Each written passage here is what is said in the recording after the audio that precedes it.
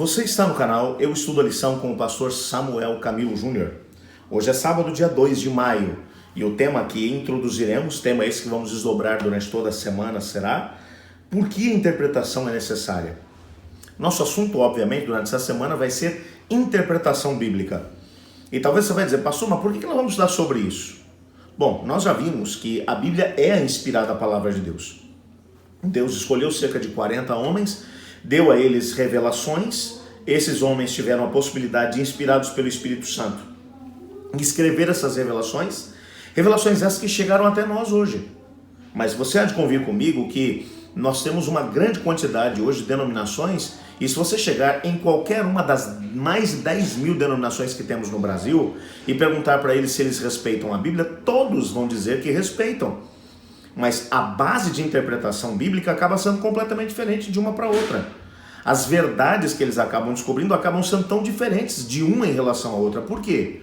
Porque os princípios de interpretação bíblica talvez não tenham sido levados tão a sério quanto deveriam. E por que é que isso acontece? Por exemplo, logo na introdução do nosso texto hoje, nós encontramos algumas perguntas que são levantadas. Por exemplo, ler a Bíblia também significa interpretá-la, mas como podemos fazer isso? Quais princípios utilizarmos? Como lidarmos com os diferentes tipos de escrita encontradas ali? Por exemplo, como saber se uma passagem que estamos lendo é uma parábola, um sonho profético simbólico ou uma narrativa histórica? A definição de uma questão tão importante do contexto das Escrituras envolve em si um ato de interpretação. Quando a gente olha para a Bíblia, a gente tem que compreender. A gente se faz algumas perguntas: como é que eu posso, que método eu posso usar para poder interpretar e descobrir na Bíblia a vontade de Deus, sem fazer alguma agressão contra o texto bíblico? Porque, por exemplo, algumas pessoas acham que o melhor jeito de poder descobrir a vontade de Deus na Bíblia é assim, você vai lá e faz uma oração e diz: Deus, fala comigo agora. Aí vai lá e passa as páginas de um lado para o outro, como se estivesse embaralhando as cartas, e depois vai lá e põe o dedo em cima de uma parte e diz: essa é a vontade de Deus para a minha vida. Mas é assim que Deus age? Será que esse é o método de interpretação que a gente deve usar? Conta-se que um indivíduo está vivendo um momento muito difícil, com vontade de tirar a própria vida, e resolveu usar esse método. Daí ele vai lá e passa a Bíblia de um lado para o outro, para exatamente na parte do texto que diz que Judas foi e enforcou-se. Ele diz: opa, Deus está falando comigo, mas eu quero uma confirmação disso. Aí ele vai lá e passa de um lado para o outro e chega naquela parte. Vai e faz o mesmo. Você vai me dizer que Deus queria que o cara se matasse? Quando na palavra de Deus, quando você vai analisar o todo, você descobre que é um mandamento que Deus estabeleceu: não matarás. Agora, será que Deus está se contradizendo? A gente sabe que ele não se contradiz. Então, a gente precisa levar em consideração que existem métodos diferentes. Você vai falar: pastor, mas Deus já falou comigo usando esse método. Tudo bem, eu respeito a experiência de cada pessoa. Eu sei que em determinado momento, por exemplo, Deus, para poder chegar ao coração de um profeta cabeça dura chamado Balaão, Deus fez a jumenta dele falar. Mas nem por isso eu vou agora dizer para você que o método usado por Deus para poder transmitir a verdade para a gente é a gente ir lá num curral para poder conversar com o jumento e perguntar para ele: jumento, fala aí a vontade de Deus para mim. Você concorda comigo que essa não é a norma? Que isso são exceções à regra? Quando o ser humano acabou se tornando tão distante da vontade de Deus, que Deus vai lá e ele pode usar qualquer coisa para chegar ao nosso coração. Mas existem regras de interpretação bíblica. Como é que a gente pode, de alguma maneira, lançar mão dessas regras, dessas normas, para podermos compreender? A primeira coisa que o texto aqui está dizendo para a gente é que a primeira coisa que precisa compreender é que gênero de texto a gente tem na mão. Por exemplo, você vai pegar uma parábola, você tem que estudá-la como parábola. Parábola é uma história que não necessariamente era verídica, mas que trazia uma lição espiritual, uma aplicação espiritual para a vida das pessoas. E Jesus, por exemplo, ensinou muito sobre parábolas. Mas eu não posso estabelecer teologias em cima de parábolas e de interpretações literais de parábolas. Por quê? Porque parábolas não eram histórias verdadeiras, eram histórias inventadas para que de alguma maneira, um princípio moral pudesse chegar até as pessoas. Um método completamente diferente eu tenho que usar, por exemplo, para uma narrativa histórica. E quando eu uso esses métodos diferentes, levando-se em consideração os textos diferentes que temos na Bíblia, eu estou usando, de alguma maneira, métodos de interpretação. Por exemplo, no auxiliar da nossa semana, nós encontramos aqui algumas razões pelas quais a gente tem que tomar cuidado na hora de poder fazer uma interpretação bíblica. Por quê? Porque existem alguns elementos que vão influenciar a nossa interpretação. Por exemplo, logo no primeiro parágrafo do auxiliar, vai dizer assim, todos sofremos influência na maneira de pensar e compreender devido à forma como fomos criados, educados e em virtude da cultura que nos cerca.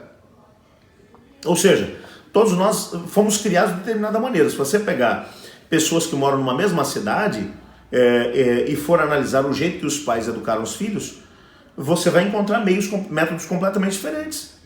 Pais que normalmente foram muito mais rígidos vão formar filhos que são muito mais rígidos em princípios morais, éticos, em aspectos comportamentais. Pais que deixaram os filhos mais soltos sem chamar muito a atenção deles, provavelmente vão educar filhos que vão ver as maneiras, vão ver essas situações de comportamento, ética, moral, de forma muito mais tranquila, muito mais adaptável às circunstâncias. E é lógico que indivíduos de lares completamente diferentes, com educações completamente diferentes, vão interpretar a Bíblia de forma diferente também, porque trazem consigo uma carga de educação que receberam. Culturas diferentes, culturas onde as pessoas são muito mais cobradas, por exemplo, são culturas onde as pessoas vão para a Bíblia e vão estabelecer uma religião muito mais sisuda, muito mais rígida, enquanto culturas que são mais permissivas vão gerar pessoas que vão até a Bíblia e vão estabelecer uma teologia e uma religião muito mais liberal. Mas agora, quem é que está certo, quem é que está errado nisso tudo? Porque o indivíduo está sendo mais legalista, ele é melhor do que aquele que está sendo liberal em relação às escrituras? A Bíblia vai me deixar claro que ambos estão equivocados. A posição de equilíbrio é a posição mais correta. Mas por isso precisamos levar em consideração alguns princípios. Um outro detalhe que a gente precisa compreender, há um outro parágrafo que vai nos lembrar, por exemplo, que a Bíblia foi escrita em três línguas mortas.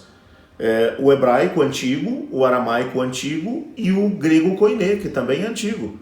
Cada uma dessas línguas antigas, na hora de se poder fazer um processo de tradução, às vezes uma palavra tem até 20 maneiras diferentes de poder traduzir. E é lógico que o próprio tradutor, na hora de poder fazer a sua tradução, vai ter que exercer algum tipo de interpretação desse mesmo texto. Agora, como é que eu posso compreender isso? É lógico que quanto mais eu me dedicar ao estudo da palavra, como mencionamos na semana passada, e mais buscar compreender as possibilidades de interpretação bíblica, mais eu vou conseguir extrair do texto bíblico. E mais fiel ao texto bíblico eu vou ser. Um outro detalhe que vai aparecer aqui também, uma lembrança daquilo que Jeremias acabou mencionando, que enganoso é o coração e desesperadamente corrupto, quem o conhecerá? O nosso coração tem uma tendência para o mal, e se nós não levarmos isso em consideração quando vamos para a Bíblia, as nossas preferências, os nossos gostos, nós vamos deixar que essas coisas influenciem o nosso jeito de poder encarar as Escrituras, e eu não vou enxergar na Bíblia aquilo que a Bíblia está tentando me mostrar, por exemplo, que é certo ou errado, se aquelas coisas vão contra o meu gosto. Mas isso pode, de alguma maneira, fazer com que os princípios de interpretação bíblica que eu vou estar adotando possam ser comprometidos.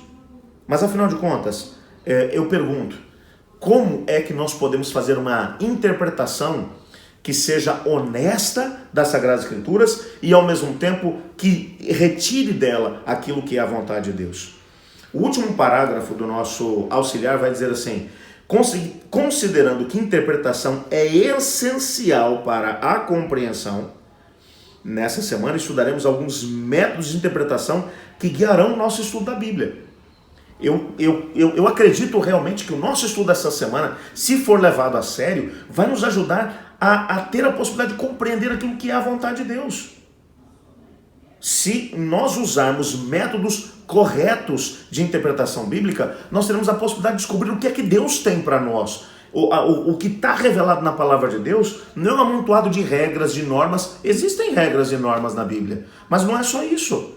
Existe muito mais. Como podemos interpretar as Sagradas Escrituras e extrair delas de forma equilibrada e ao mesmo tempo sincera, justa, verdadeira, honesta? É isso que a gente vai tentar descobrir essa semana. Eu queria nesse momento gastar um tempo orando com você, pedindo a Deus para que nos desse discernimento nessa semana. E capacidade para poder avaliar os métodos que a gente tem usado para poder interpretar a Bíblia, para que, de alguma maneira, nós tenhamos a possibilidade de submeter a nossa vontade à vontade de Deus e usar os melhores métodos para descobrir o que Deus quer dizer para nós. Mesmo que o que Ele queira nos dizer possa vir ao encontro, ou de encontro com aquilo que eu gosto. Mas mesmo que eu fique ofendido com o que eu vou ouvir na Bíblia, desde que isso seja a vontade de Deus, eu tenho que estar disposto a encarar esses métodos de interpretação. Vamos pedir a Deus que nos ajude a fazer isso nessa semana? Ore comigo. Obrigado, Pai, por Tua palavra, obrigado porque através dela nós temos a possibilidade de compreender aquilo que é a Tua vontade para a nossa vida. Ajuda-nos a compreender essa mesma vontade. Fala conosco e nos ajude nessa semana a ter a possibilidade de usar ou de compreender que métodos de interpretação devemos usar para poder descobrir a Tua vontade. Pois é em nome de Jesus que oramos. Amém. Eu estudo a lição e você?